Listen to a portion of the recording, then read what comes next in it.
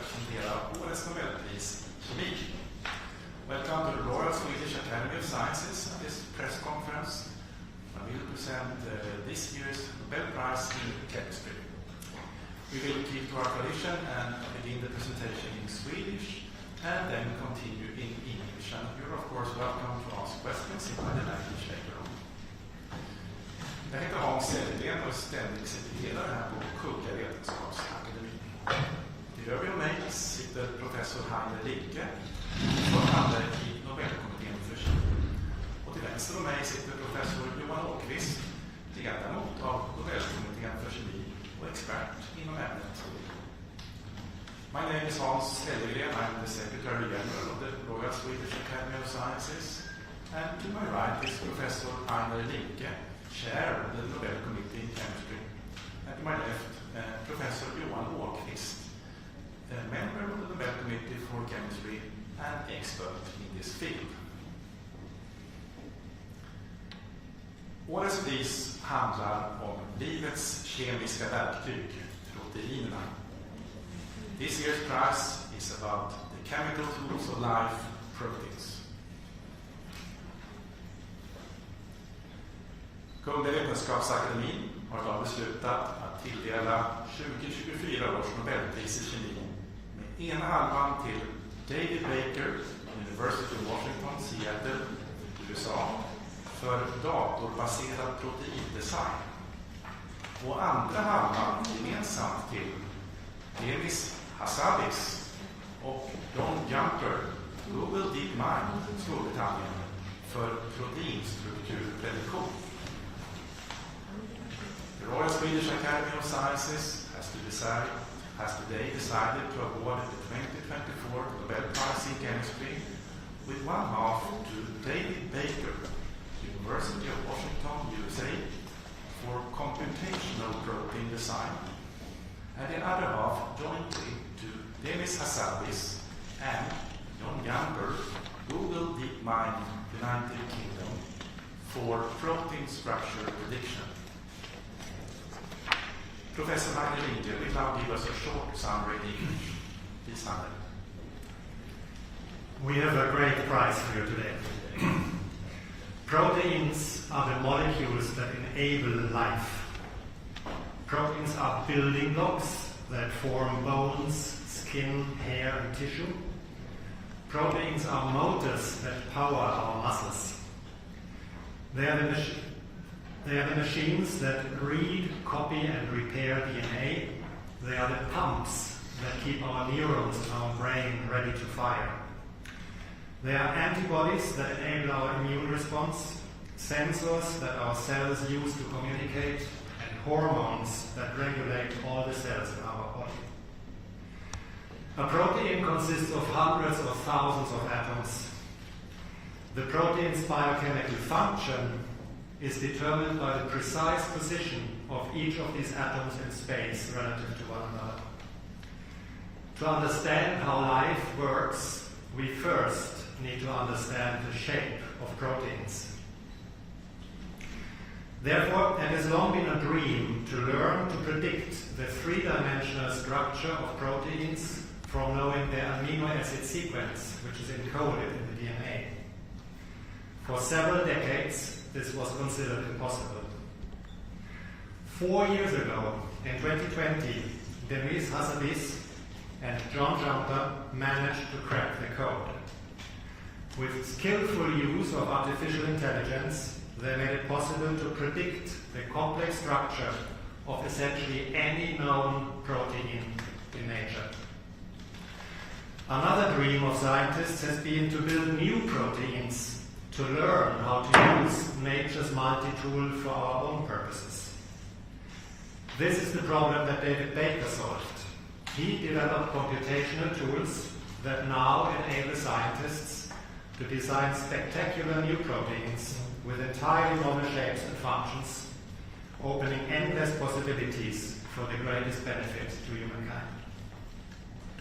Thank you, Professor Linke. And Professor Åkvist, are you ready to give a more detailed presentation? Yeah.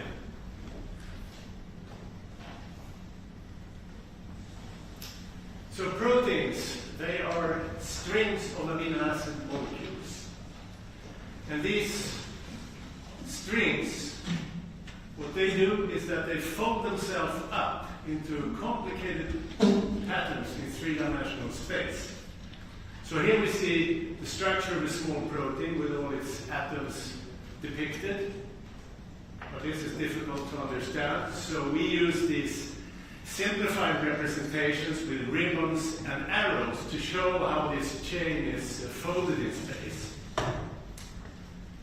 Now, the most remarkable thing here is that this three-dimensional shape is actually encoded in the sequence of amino acids.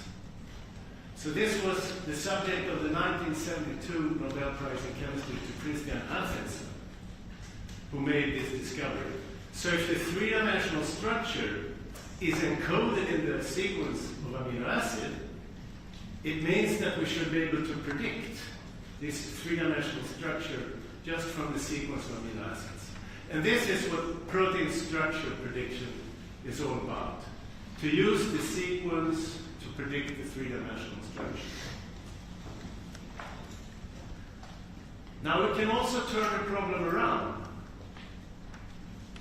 and ask, if I draw a structure here, what would be the amino acid sequence that would give this structure? For example, I could draw a structure that nobody had ever seen before, a completely new protein, and then try to find a sequence that would give this protein. Then I could go to the lab, I could make this sequence, and thus I could make completely new proteins that had never been seen before in nature. So this is what protein design is all about, creating completely new proteins. So this year we're awarding discoveries in these two areas, protein structure prediction and protein design. And as you will see, they are tightly knit together. Now the design problem was solved first. In 2003, David Baker and his colleagues drew this protein which had never been seen before. There existed nothing like it in nature. And then they had written a fantastic computer program called Rosetta that tried to find a sequence that would give you this structure. So here comes the sequence that Rosetta typed out. You don't have to remember it, but it's written in the one-letter amino acid code. So they went and made the protein, and then they used X-ray crystallography to determine what it looked like. And it turned out to look almost exactly as predicted. So this was the big breakthrough in computational protein design. And the Rosetta program basically works by picking shorter fragments from a database and piecing them together, optimizing their sequence and their structure. And this was the proof that protein design, computational protein design, really worked. Since then, the applications have been very many, and David Baker opened up a completely new world of protein structures that we had never seen before. Here you see some examples of the very many that have been published. You see, for example, inhibitors of the COVID virus spike protein, these yellow things to the upper left. He designed a fentanyl sensor that will allow you to detect fentanyl in the environment. He has made non-materials, also for the purpose of vaccine development. It's a mind-blowing development, and it's almost as if it's only your imagination that sets the limit for what you can do here. Okay, back to protein structure prediction. The other half of the prize. Now this is a very difficult problem, because even for a moderate length amino acid sequence, let's say 100 amino acid residues, there are an astronomical number of possible structures. So it's clear that you need computers to try to solve this problem as well. Now, The accuracy of protein structure prediction was pretty low for many years. So you can see from this graph, up until 2016, it had barely reached 40% accuracy. So this field was moving slower. But then something happened in 2018, and particularly in 2020, when the program AlphaFold 2 was published. It was published this summer of 2021. The results came in 2020.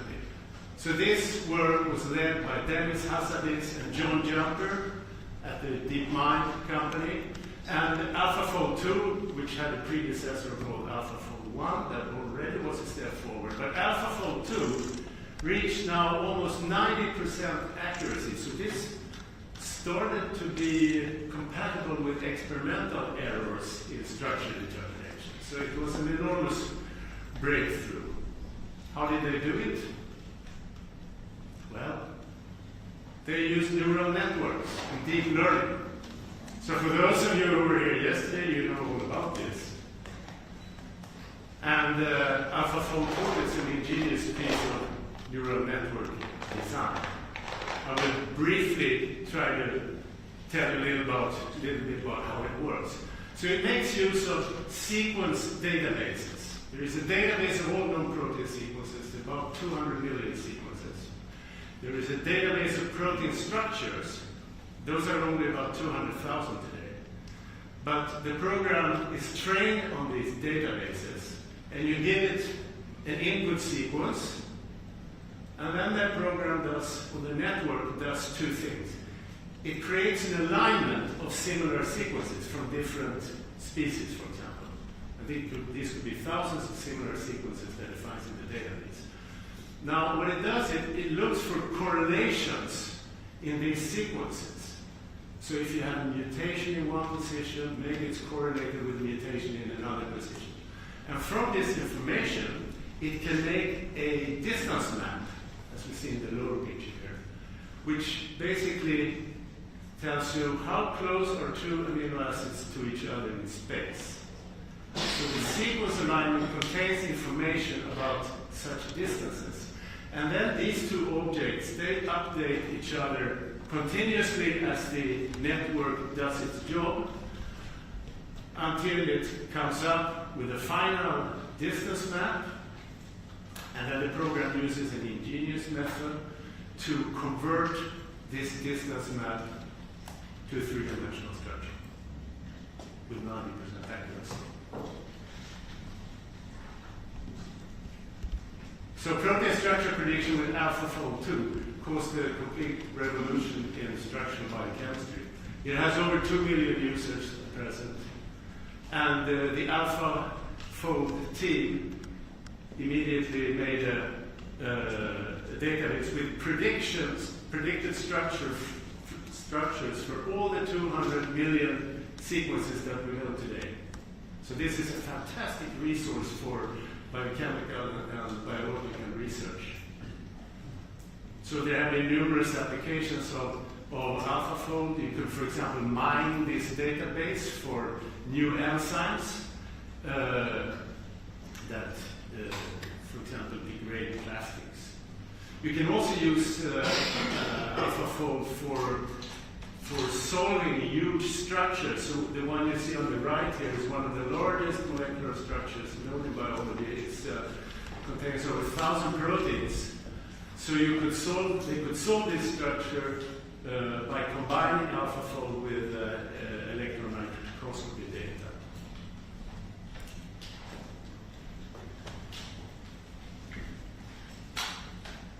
So the impact of this year's prizes in protein design and protein structure predictions are truly huge, and the results are spectacular. So I will just leave you with a message that in order to understand how proteins work, you need to know what they look like. And that's what this year's score is. Thank you. Thank you, Professor Åqvist. We shall see now if we have one of the laureates. Professor David Baker, are you there?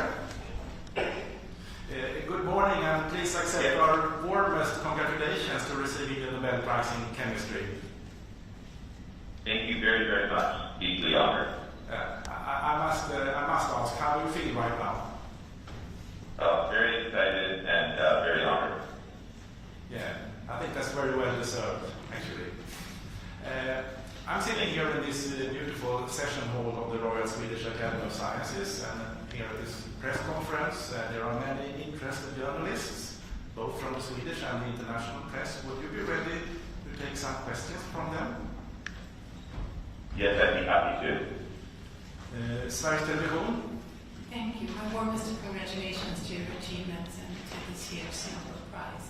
My name is Susan Vince and I work for Swedish Television, and I know our viewers are really excited about how you cracked the code of creating new protein and what inspired you to pursue this truly groundbreaking research. Well, I stood on the shoulders of giants.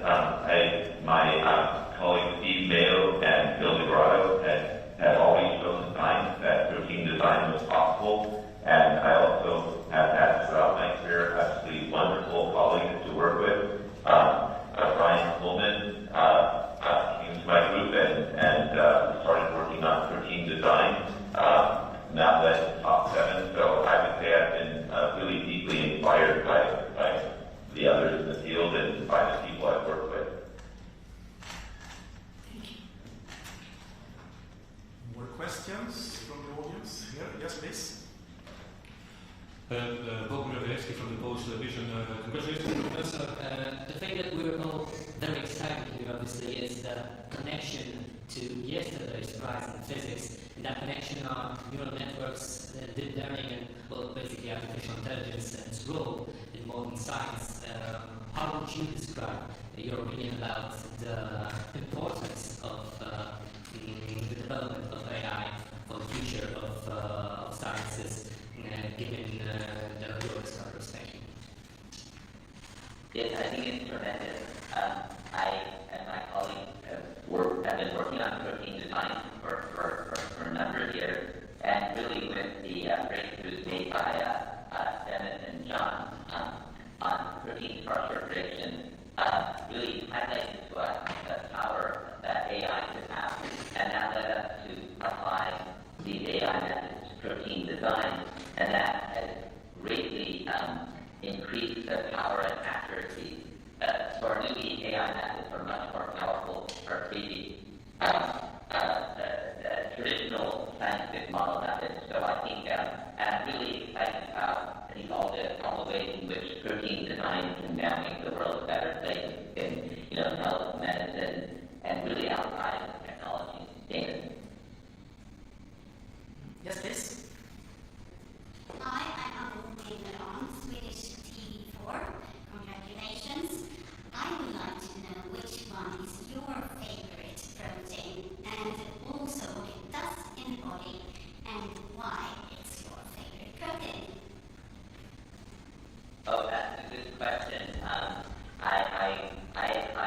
I love all the proteins, so I don't want to pick favorites, but I can tell you about one that we designed during the pandemic that protects against the coronavirus.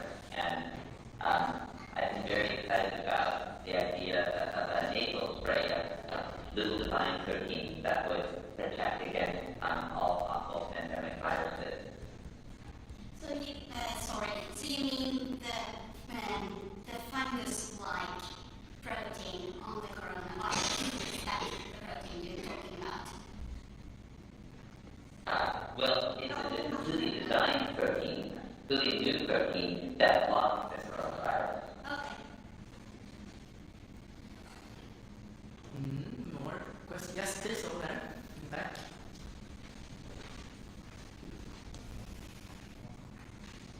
Hello, Paul Rees from Multi-Zero English. Many congratulations. Could you just set the scene for us? What were you doing when you got the call, and how did it change your day? Well, I was sleeping when the phone rang, and I answered the phone, and I heard the announcement, and then my wife began speaking very loudly, so I couldn't really hear very well, and the very nice person who talked to me told me to go somewhere private, actually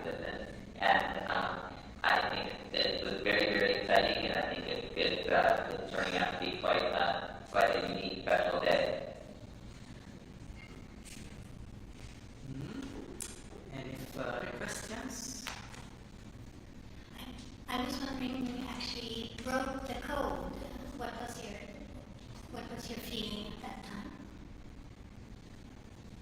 I think it happened over, it really happened over many years when Brian Coleman, working with me, was able to design the first protein. We kind of imagined that was just designing a protein structure. It didn't have any function.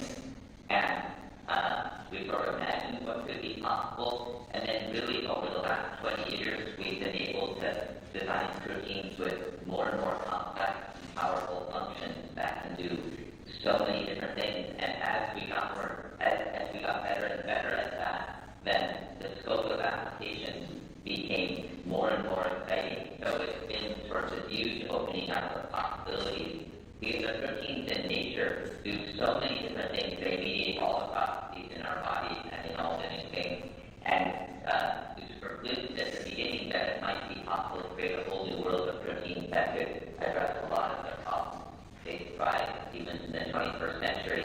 And now it's becoming possible as we're able to design proteins that can help in so many different areas.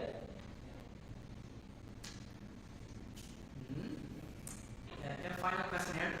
Yeah, so I have a question, because I'm wondering, were you surprised actually by the decision? Because in the predictions for Nobel Prizes this year, you were mentioned as a strong candidate for the Nobel Prize in Physics, given the AlphaFold's reception in recent years. So, did it come as a surprise for you, or were you expecting a fall from the Nobel community today? I think it was a surprise. I definitely heard the things that that people are talking about. It was very surprised. And I just really want to thank my family, my wife, Arnab Baker, my parents, who I called right after I got the call, Marsha and Marshall, who I'm very excited will be able to come to Sweden with me and my children and Benjamin. And I also want to thank all the amazing people that I'm working with now, and the amazing people I've worked with over the years who really, did all this work and made it all possible, and have been sort of fulfilling the dream of what's possible with protein design.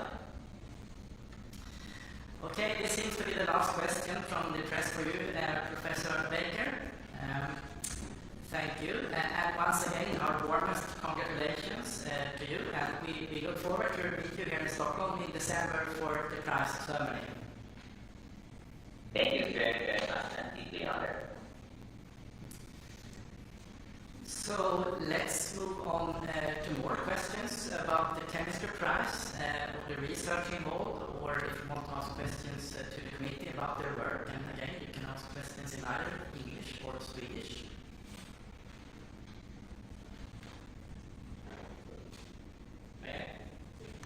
Please.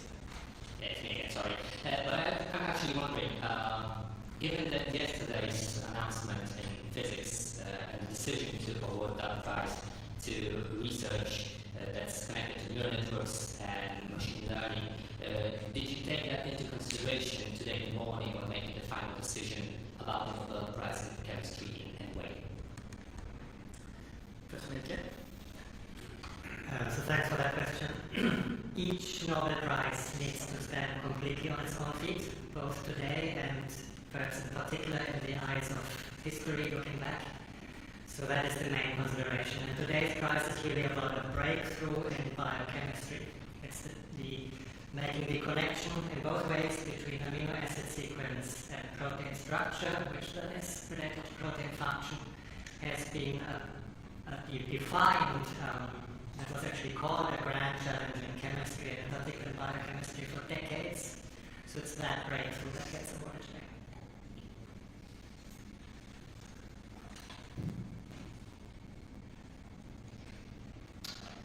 Yes, I don't see any further hands here. By that, thank you for your interest. We hope to see you back here next week on Monday when the Academy will announce the Sveriges Riksbanks Prize in Economic Sciences to the memory of Alfred Nobel. Thank you.